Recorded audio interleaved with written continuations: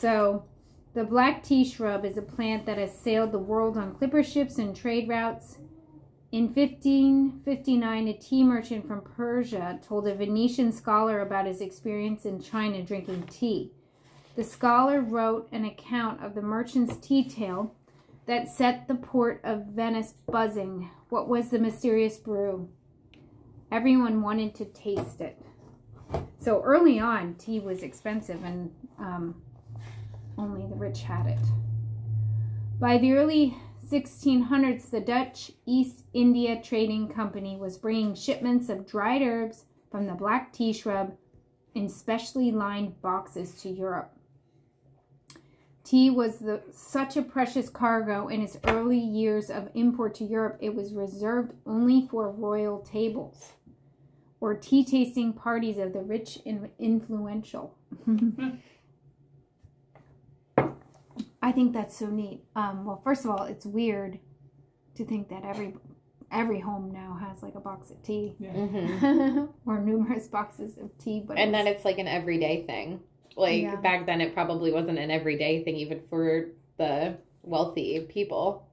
Wow. Well, sugar was pretty, like when they had sugar at first, it was the same way. Now everything's sugar. Same with art TV. Everybody I mean, you know, even poor have TVs, you know. But tea seems like, as it gets older, it seems weird to me like that would be expensive. But I guess that specific shrub, if you know, I mean, English countryside people were probably drinking herbal teas from plants. I'm sure they were. And I know Native Americans were making teas for illness. But I guess it's this special, and I don't know if I've ever had like super great, I probably haven't had great quality Chinese tea, this plant. Wouldn't it be neat to see if you could order something like when you go with wheat, you can get einkorn wheat. Yeah, you can get those wheat berries and grind them yourself and make them, and they're from, you know, lineage from way back when. So I mean, I wonder if you could.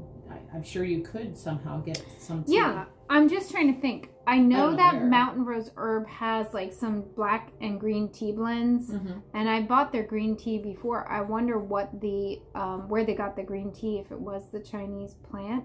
And I had, when I lived in Allentown, there was a fancy tea shop, and I used to go buy these silk tea bags there, and that was probably good tea.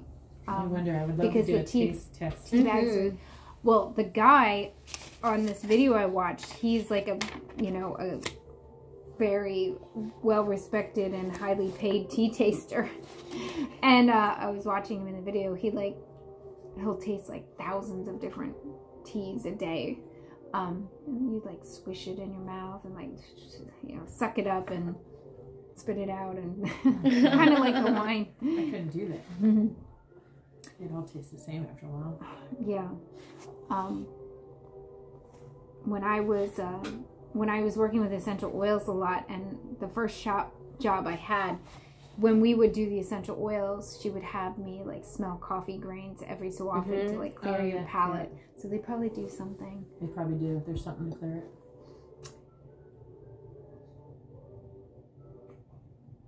Tea was such a precious cargo in its early... Oh, I already said that. It was introduced as an exotic medicinal beverage that could promote longevity and cure many disorders. The herb's price exceeded $100 per pound. That was then. I wonder what that price would be. Crazy. But the herb wasn't the only expense involved. To follow the Chinese custom, tea drinking ceremonies in Europe required imported china. Tiny Ming teacups from China were made of porcelain and held only a few sips of tea. That's pretty cool.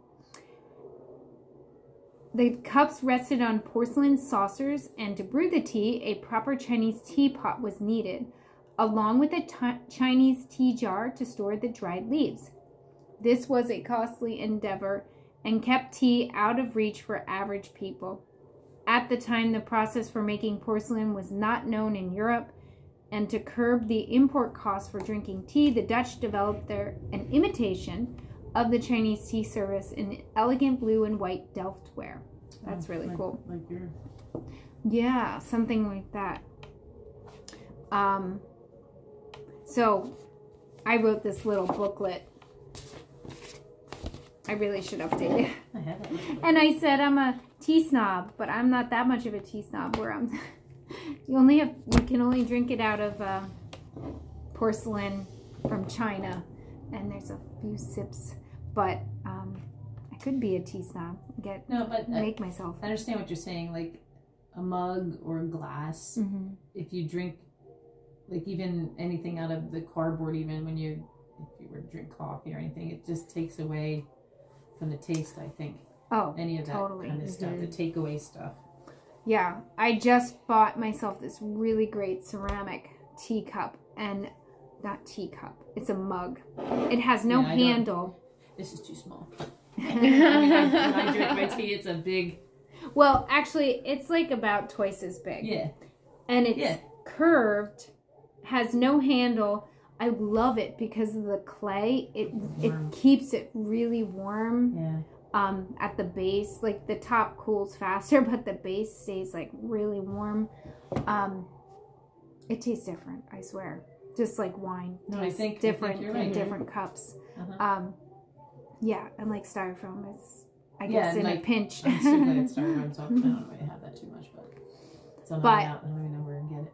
I'm like thinking, as a herbalist, I gotta stop drinking my tea out of dollar store mugs. I gotta get a handmade mug for my tea. Yeah, something special. Yeah, I have this like amazing tea set that I received when I was born from friends of my parents. I've never used it in my entire life. No. It's in my cupboard. I've never ever used it, but I spent $12 on this other handmade one, and I'm like, well, you know, handmade $12, all right? Yeah, I spent